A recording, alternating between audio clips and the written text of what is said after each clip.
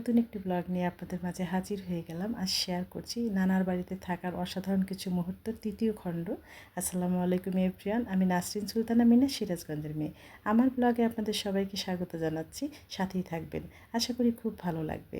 নানার বাড়িতে যখন ছিলাম তখন মায়ের যে ভালো লাগার বিষয়টা আমি ভীষণভাবে উপলব্ধি করেছি। আসলে বাবার বাড়ির জন্য সবার মন কাঁদে। মা প্রতি বছর বাবার বাড়িতে যান এবং কী যে ভালো লাগায় মুগ্ধ থাকেন, সবাই এত ভালোবাসা দেয়।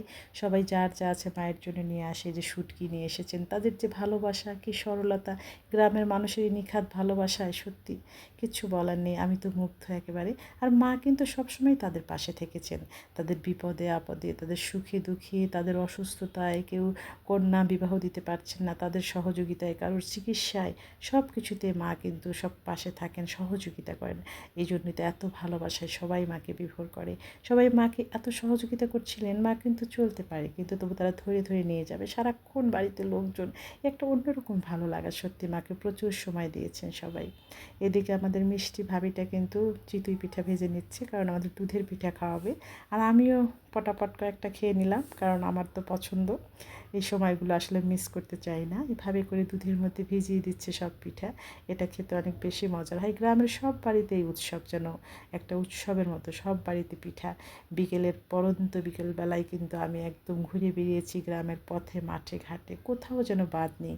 আমার নানার বাড়ি আর দাদার বাড়ি কিন্তু একই গ্রাম, সিরাজগঞ্জ জেলার উল্লাপাড়া থানা তরফায়রা গ্রামে। সেখানে আমরা গেলে দুই বাড়িতেই যাওয়া হয়, খুব ভালো লাগে আসলে।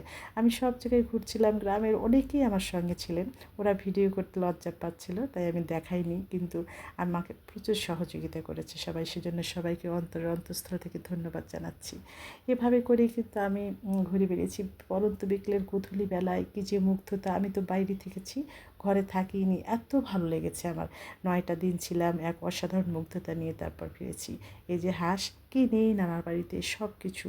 এখানে কিন্তু রান্না হচ্ছে, আমার মিষ্টি ভাবিটা কিন্তু রাতের রান্নাটা রেডি করছে, কারণ ঘরের চালের ভাত আর পুকুরের মাছ, কী যে মজা! আর সেই রাঁধা রান্না কী বলবো। এভাবে করে খেয়ে নিচ্ছিলাম। আর এনাদের ভালোবাসা দেখে তো আমি একেবারে কী বলবো, ভাবলাম একটু ক্লিপ নিয়ে নিই, ভিডিও ক্লিপ। সবাই এত পরিশ্রমী নানার বাড়িতে, সবাই ভীষণ এদের পরিশ্রম দেখলে আসলে শিখতে ইচ্ছে করে, তবু এদের মুখে যেন হাসিটা সরে না।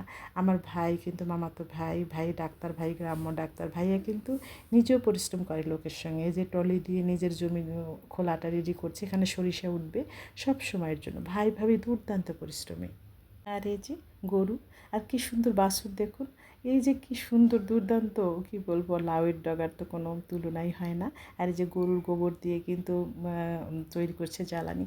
সব কিছুই যেন অসাধারণ। গ্রামীণ জীবনটা কিন্তু অনেক সুন্দর আসলে। আমার ভীষণ ভালো লেগেছে। সব কিছুই একদম পিওর, একেবারে খাঁটি। এই যে ভাবি কিন্তু দুধটা এখন বের করে নেবে, এই জন্য আমি ভিডিও করছিলাম। ভাবি দুর্দান্তভাবে আমাকে সহযোগিতা করেছেন, গ্রামের পথে ঘাটে ঘুরে বেরিয়েছেন এবং সব কিছুতে আমাকে সহযোগিতা করেছেন। কী সুন্দর বাছুরটা, ভীষণ আদর করতে ইচ্ছে করছিল।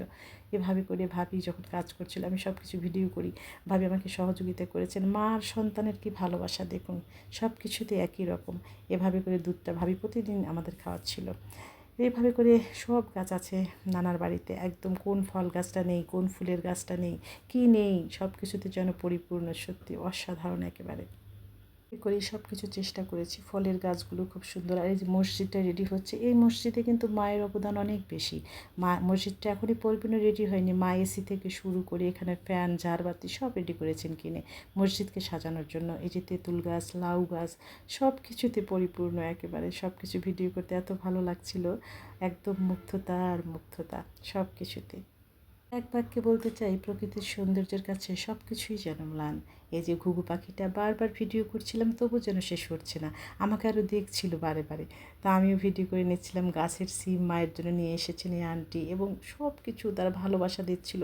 মাও তাদের ভালোবাসা দিয়েছেন। জীবনের ফ্ল্যাশব্যাকে রেখে দিলাম এই স্মৃতি। ভালো থাকবেন।